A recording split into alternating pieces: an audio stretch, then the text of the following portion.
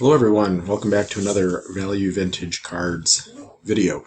Today I'm going to go through and actually discuss a July day in 1999 and why I think it's just one of the coolest days to myself. I really admire kind of all the different aspects of the people and the events of that day. So July 18th, 1999 is the day I'm going to review today. I'm going to take a really long path to get there. But the day kind of starts off as a bit of a celebration of a couple of different things. One is the perfect game being celebrated of Don Larsen, 1956 World Series. Done a lot of Don Larsen cards, but this one kind of had to grab.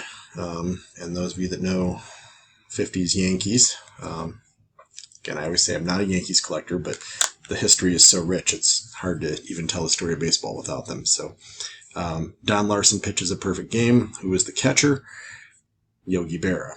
So Yogi Berra, absolutely one of my favorites. I'm going to share a couple different cards. I've shared that one before, the Tip Top Bread. That is... I think there's one other that would be kind of a monster rookie of his, but that would be, for my collection, the biggest of the Berras. Love that card. Super hard to find, and I've only seen it come up twice since I've been watching it. The first time I missed it. The second time I said, no way, I'm getting that thing. So it is rare. It is very, very rare. That's one that I think, because of who it is, I hope kind of stays in my collection forever. The other two I actually added, which are neat as well.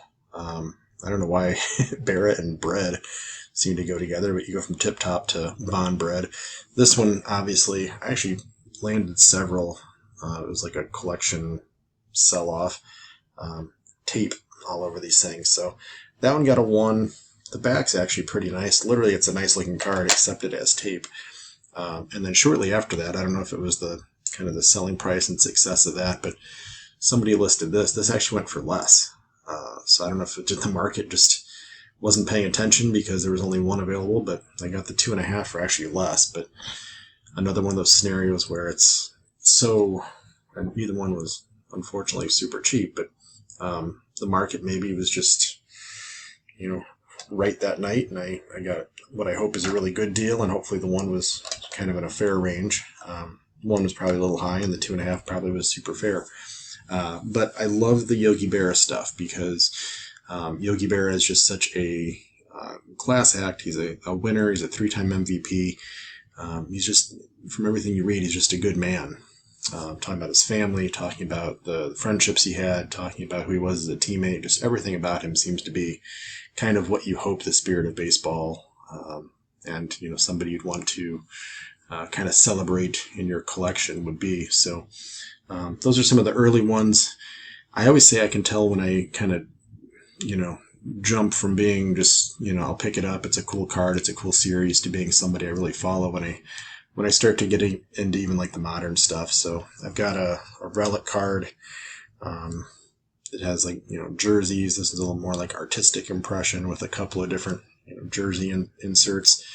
And then these are always really neat. When you get certain teams, obviously Yankees being one, where like pinstripes becomes something. That's really neat. And then one of the things I like about items like this, the other ones just kind of say like this is on authentic, player worn or game used or whatever else they want to claim. Hopefully those things are true, but you never know. But this one kind of reads quickly on the back. Clips of Berra, starring for New York in the 1950s, are mostly black and white, which is a shame since he ranks as one of baseball's most colorful characters. Still, the old grainy footage takes nothing away from the backstop's deeds. Berra won 3 MVP awards in the 1950s, in addition to 6 World Series. That's not 6 in his career, that's 6 in that decade. That's crazy. And then something else I pulled, the other thing that I can always tell when I'm really, really fascinated with a card or a player, I'll grab a couple autographs when I can. And these I do like to be slabbed, which I know there's been some really intelligent debate of, does the slab really mean it's authentic? I know there's people that can probably sign these signatures good enough to pass the test. But we hope. I know Berra was a generous signer. I do like that too, since he played outfield for a good part of his career, especially towards the end. So kind of fun to see him in a non-catching situation, even though I love the catching cards. So on the back, there's a bit of a write-up on that one as well. But there's 3,500 fans in attendance for him. So he began his Hall of Fame speech with, "I suppose I should begin by thanking all the people who helped make this day necessary." But he immediately goes right into thanking his wife, thanking his teammates, and expressing his regret that his brother and parents couldn't be there. So that's a little bit of background on the Yogi Berra aspect and where this kind of all comes from and why I think this day is so cool. So Yogi Berra had a falling out with the Yankees. Steinbrenner fired him as manager. There was basically he wasn't going to be back in the stadium. They made amends. Things got to be a little bit more cordial. So he's invited back. They celebrate Yogi Berra Day by bringing out Don Larsen to throw the first pitch to Berra to celebrate the opening of the game, first pitch of the game. So that is your July 18th, 1999 kickoff. That day also to celebrate, and I definitely was not there, so this is stuff all bought secondhand, but had little pins to commemorate. Let's see if I can get that to come in somewhat well for you. Clearly sponsored by Chase, and clearly, at least at some point, they thought this was worth $10. I don't believe I paid $10 for that. And I'm definitely not a huge memorabilia person, but again, you get the little number 8 and Yogi Berra Day, July 18th, 1999. So, game kicks off. One of my absolute childhood heroes, favorite players.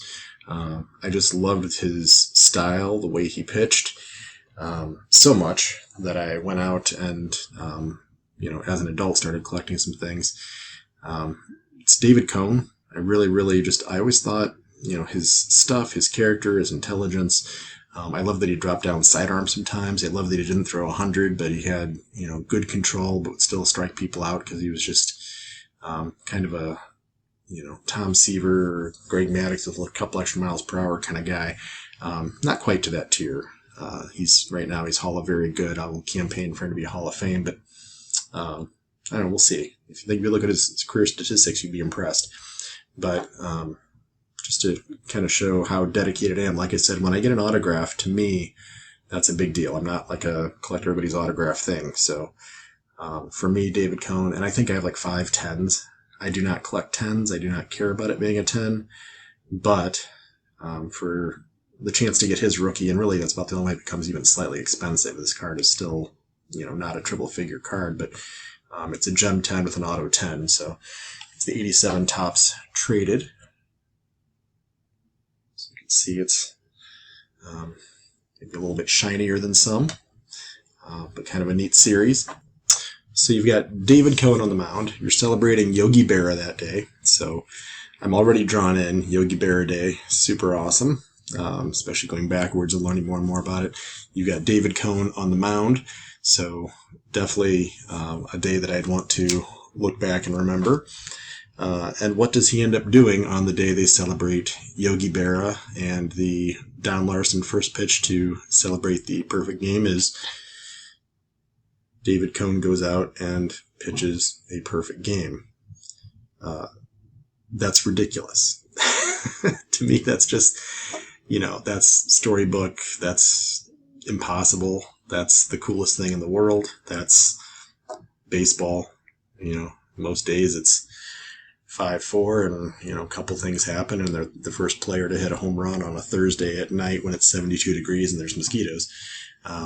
And on a day like this, you have Don Larsen throwing out the first pitch to celebrate a perfect game, and a perfect game is also thrown. So I just picked this one up. I just think it's super, super neat. Again, none of this is expensive. It's a $20 card, something like that. So it says, on a day, July 18th, 1989, the Yankees commemorated the perfect game authored by the Don Larsen to Yogi Berra battery in the 1956 World Series. Cone reprised history with a perfecto of his own. At 36, he became the oldest since Cy Young in 1904 to throw one, blanking Montreal in a rain-interrupted contest with just 88 pitches. David never reached a 3-ball count. So, as it is, qualify it as you will, but I think that's ridiculously amazing. So, autograph card to celebrate that day. Really, he was my favorite pitcher as a child when I was 13, 12, 11, whatever. Just pitching to a buddy that's catching and taking turns. I would always kind of imitate Cone's windup and Cone's pitches and trying to kind of pattern what I was doing after him. And, he's throwing 90, I'm throwing 42. But just really, really, what a cool day. So the other two things that I went out and picked out to kind of celebrate that was a ticket from the game. I only have 2 game tickets, so I figured this would be a good one to pick up. And again, all small dollar stuff, because to most people that's not a big deal. I'm not going to get it graded, nothing like that, but it does say it's 7/18, 1999, so ticket was $15. It's probably just as much to buy it after it's been used to attend the game. So funny how that works with collectibles. And then the last thing that I figured I would tack on, I've got maybe a dozen of these as well, but the 2019 collectible series is a bobblehead of David Cone. So they did 4 different events. Obviously Thursday, July 18th, 2019. So David Cone, the other ones are not necessarily ones that I would be grabbing for any reason, but I think that's super, super neat. And then on the back it goes through and shows actually game statistics. So just neat stuff. Love when baseball has stories like that. It's one of the things that I think makes baseball the bigger draw than some of the other sports. You just don't get that movie script kind of reality that happens. So get to celebrate Yogi Berra as he comes back, get to have Don Larsen out there to celebrate a perfect game and see a perfect game. So I get to collect and kind of relive and celebrate David Cone, my favorite pitcher as a kid, still campaigning for Hall of Fame, and Yogi Berra, who debatable whether or not he's the best catcher ever, but he's my pick. Partly for the person he was and the teammate and the winner and the 3-time MVP. So many different things about him, but just love the story, love the event, love the moment in time to bring those two things together. So super cool. Hopefully that's fun, and I will do my best to share something fun in the next one. See you guys soon.